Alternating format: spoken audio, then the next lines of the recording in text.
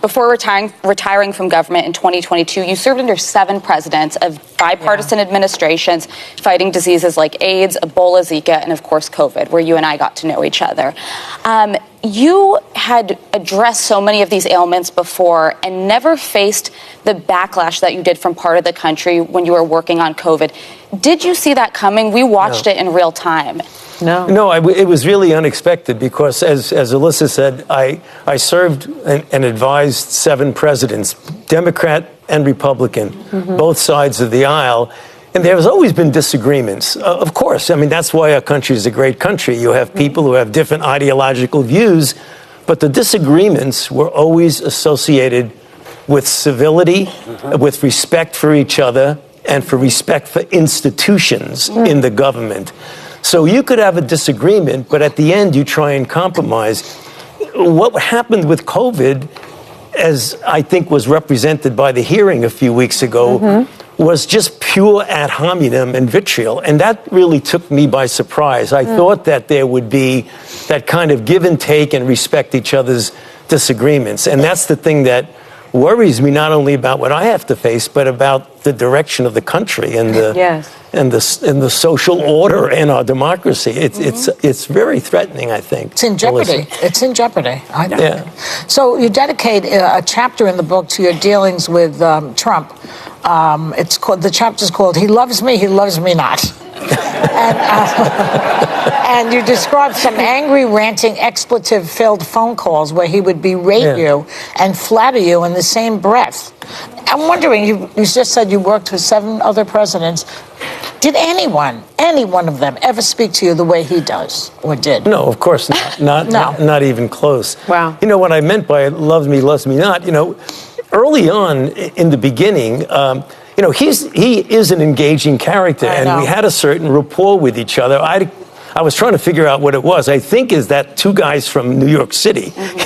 He was from Queens, I was from the Bronx, and we kind of had that, New York, he calls it swagger, with each other that was fine. And all that was really good in the beginning until, he wished and hoped that the outbreak would disappear because it clearly was getting in the way of both the economy and then, as a result of that, into the election cycle. Yeah. So he started to say things that actually were not true. And I just felt that I had a responsibility for my own personal and professional integrity, but also my responsibility to you, to the American public. So I had to contradict him. That was very difficult for me to do that. Once I did that, then things got really dicey because I don't think he went away from the fact that we did have a good relationship, but he was really very upset about the fact that I had to get up and say, no, it's not going to disappear like magic, and no, hydroxychloroquine doesn't work no matter what Laura Ingraham is telling you.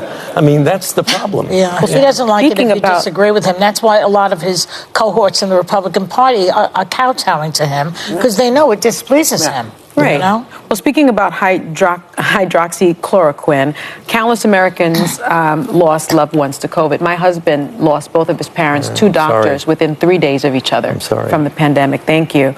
We remember those pandemic briefings. I remember the injection of bleach, perhaps, the hydroxychloroquine, dangerous recommendations. You were particularly disturbed, I read, by his refusal to wear a mask. Yeah. Now, what was this time like for you, having to contradict the president? Looking at what Dr. Fauci said, Dr. Anthony Fauci said, like what happened during COVID-19, he tried to explain that. He wrote this book and he talks about President Donald Trump having those calls to him, being very mean to him. And he tried to explain that in the beginning it was cool. Him and President Donald Trump, they are from New York. They had that New York vibes between both of them. New Yorkers, they are very, I would say they are people's person. To my little contact with them, they are that people contact, they are people's person.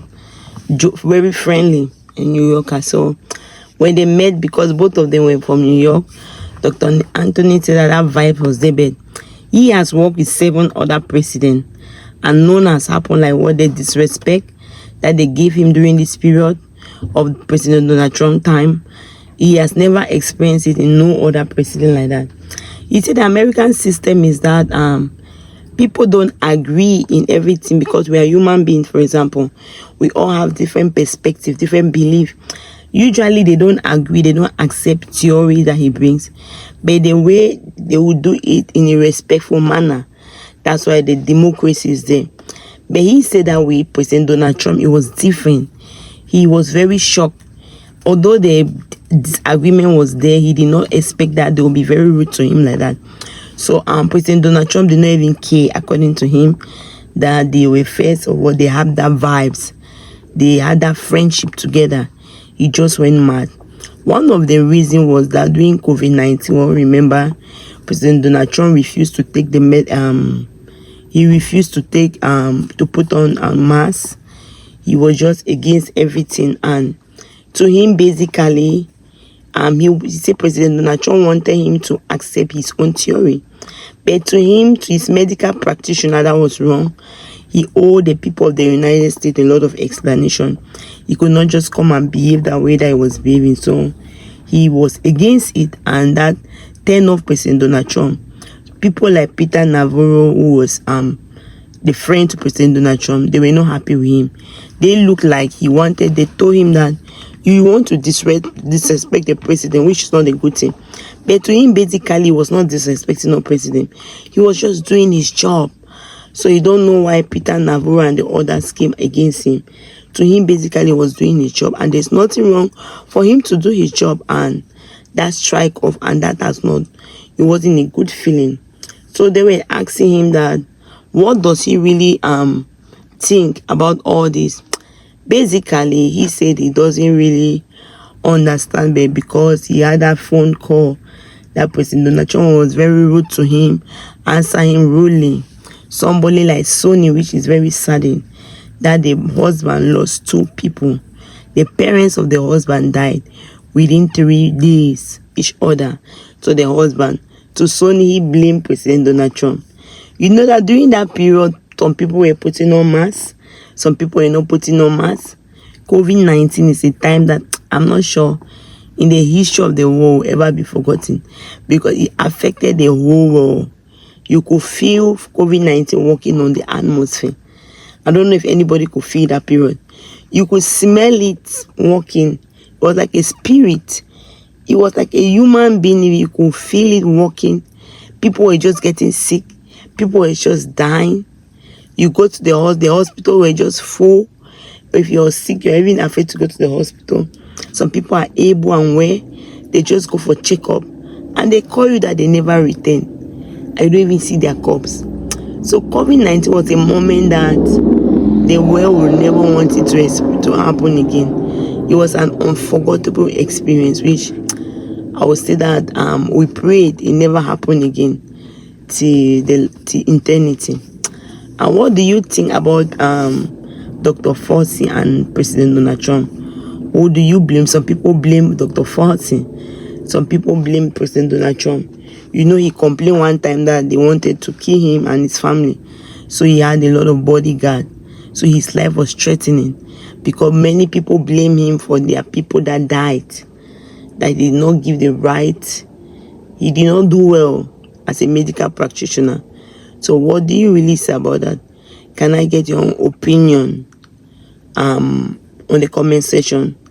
Will a doctor want to save life after putting his best? The people will threaten to kill him. What do you think about that? Is that somewhere of discouragement? Because I know doctor is an oath. You put your life to save lives. Will that discourage other people from entering into the profession?